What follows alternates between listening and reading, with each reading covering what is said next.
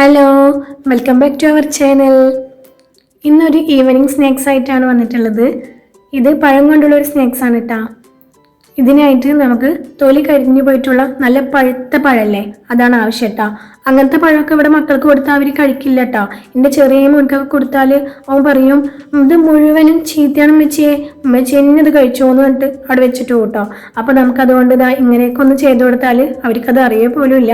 അവർ നല്ല ടേസ്റ്റോടുകൂടി തന്നെ കഴിക്കും. ഇനി വീട്ടിലെ തൊലി കറുത്തുപോയ പഴം ഉണ്ടെങ്കിലേ ഇതാ ഈ ഒരു ഐറ്റം ട്രൈ ചെയ്തു കേട്ടോ. അപ്പോൾ നമുക്കിത് എങ്ങനെ ഉണ്ടാക്കാമെന്ന് നോക്കാം. നമുക്കിനി വീഡിയോയിലോട്ട് പോവാം.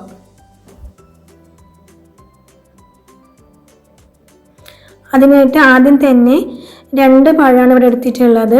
ഇതുപോലെ തൊലിയൊക്കെ കളഞ്ഞ് ഇങ്ങനെ വെച്ചിട്ടുണ്ട്. ഇനി ഇതൊന്ന് നീളത്തിൽ കട്ട് ചെയ്തെടുക്കണം കേട്ടോ. ഇതുപോലെ നീളത്തിൽ എല്ലാം തന്നെ ഞാനിവിടെ കട്ട് ചെയ്ത് മാറ്റി വെച്ചിട്ടുണ്ട്. ഇനി ഇതിലേക്കൊരു ബാറ്റർ ആവശ്യമുണ്ട്. നമുക്ക് ആ ബാറ്റർ ഉണ്ടാക്കാം. അതിനായി ഒരു മിക്സിയുടെ ജാർ എടുക്കാം. അതിലേക്ക് 2 സ്പൂൺ മൈദപ്പൊടിയാണ് ചേർത്ത് കൊടുക്കുന്നത്. ഇനി ഇതിലേക്ക് 1 ടീസ്പൂൺ പഞ്ചസാര ചേർത്ത് കൊടുക്കാം. 1/4 ടീസ്പൂൺ ഉപ്പ് ചേർത്ത് കൊടുക്കാം.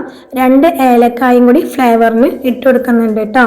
ഇനി ഇതിലേക്ക് കളറിനായി കുറച്ച് മഞ്ഞൾപ്പൊടി കൂടി ചേർത്ത് കൊടുക്കാം.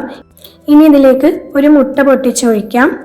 അതും കൂടി ചേർത്ത് കൊടുത്തതിന് ശേഷം ഇത് ബാറ്ററാക്കി എടുക്കാൻ ആവശ്യമായ പാല് കൂടി ഇതിലേക്ക് ചേർത്ത് കൊടുത്ത് ഇതുപോലൊരു ബാറ്ററാക്കി എടുക്കാം കേട്ടോ.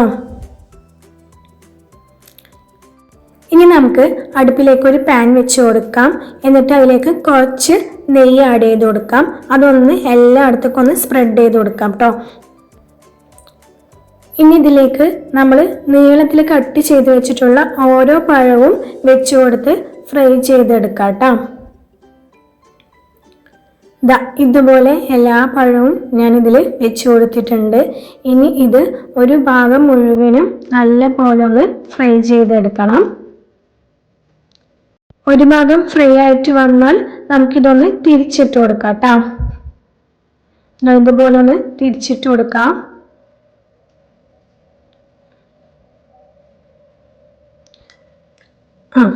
എന്താണ് വീഡിയോ എടുക്കലേന്ന് കരുതിയിട്ട് കുറച്ച് ജാടയൊക്കെ ഇട്ടിട്ടൊന്ന് തിരിച്ചിടാൻ നോക്കിയതാണ്. പക്ഷെ അത് പറ്റണില്ല. പക്ഷെ ഒരു വിധത്തിൽ ഞാനത് എങ്ങനെയൊക്കെ തിരിച്ചിട്ട് കൊടുത്തു. ഇനി ബാക്കിയുള്ളതും കൂടി നമുക്ക് അതുപോലെ തന്നെ തിരിച്ചിട്ട് കൊടുക്കാം. ഇനി മറുവശവും ഇതുപോലെ തന്നെ നമുക്ക് ഫ്രൈ ചെയ്തെടുക്കാം. എല്ലാ ഭാഗവും ഒരുപോലെ ഫ്രൈ ചെയ്ത് വന്നാൽ നമുക്ക് ഇത് ഓരോന്നായിട്ട് പാനിൽ നിന്ന് മാറ്റിയെടുക്കാം കേട്ടോ. എല്ലാം തന്നെ ഞാൻ ഇതുപോലെ ഒരു പ്ലേറ്റിലേക്ക് മാറ്റി കൊടുത്തിട്ടുണ്ട്.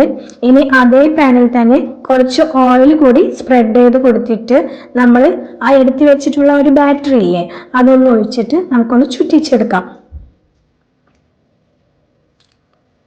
ദോശക്കൊക്കെ ചുറ്റിക്കണ ആ ഒരു ലെവലിൽ നമുക്കിതൊന്ന് ചുറ്റിക്കാം.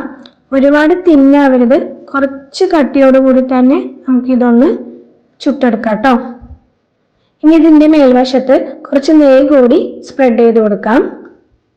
ഇനി ഇതിലേക്ക് നമ്മൾ ഫ്രൈ ചെയ്ത് വെച്ചിട്ടുള്ള ഓരോ പഴവും ഇങ്ങനെ വെച്ച് കൊടുക്കാം. അങ്ങനെ അടുപ്പിച്ച് നീളത്തിൽ ഇങ്ങനെ വെച്ച് കൊടുക്കാം കേട്ടോ. ഇങ്ങനെ എല്ലാം തന്നെ വെച്ച് കൊടുത്തിട്ടുണ്ട്.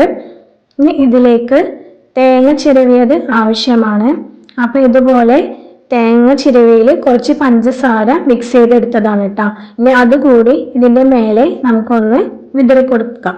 എല്ലായിടത്തും എത്തുന്ന പോലെ നമുക്കിതൊന്ന് വിതറി കൊടുക്കാം കേട്ടോ.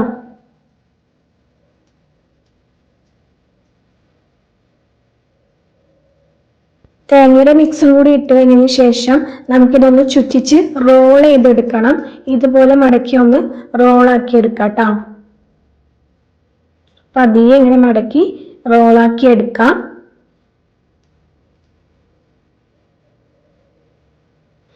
ഇതുപോലെ റോളാക്കിയിട്ട് ഒരു പ്ലേറ്റിലേക്ക് മാറ്റി കൊടുക്കാം. ഇനി ഇതൊന്ന് കട്ട് ചെയ്തെടുക്കണം കേട്ടോ. അപ്പോൾ ഇതുപോലെ റൗണ്ടായിട്ട് എല്ലാം തന്നെ കട്ട് ചെയ്തെടുത്തിട്ടുണ്ട്. കാണാൻ നല്ല ഭംഗിയില്ലേ? ഇത് കഴിക്കാനും നല്ല ടേസ്റ്റാണ്. ഈവനിങ് ചായൻ്റെ കൂടെയൊക്കെ നമുക്കൊരു അടിപൊളി സ്നാക്സ് ആണ് ഇട്ടത്. അപ്പോൾ നിങ്ങൾ എൻ്റെ ചാനൽ ആദ്യമായിട്ടാണ് കാണുന്നത് എന്നുണ്ടെങ്കിൽ ഒന്ന് സബ്സ്ക്രൈബ് ചെയ്യണേ. അടുത്തുള്ള ആ ബെല്ലൈക്കണും കൂടി ഒന്ന് ക്ലിക്ക് ചെയ്യണേ. ഇനി അടുത്തൊരു വീഡിയോ ആയിട്ട് വീണ്ടും വരാം. അതുവരയ്ക്കും ബൈ ബൈ.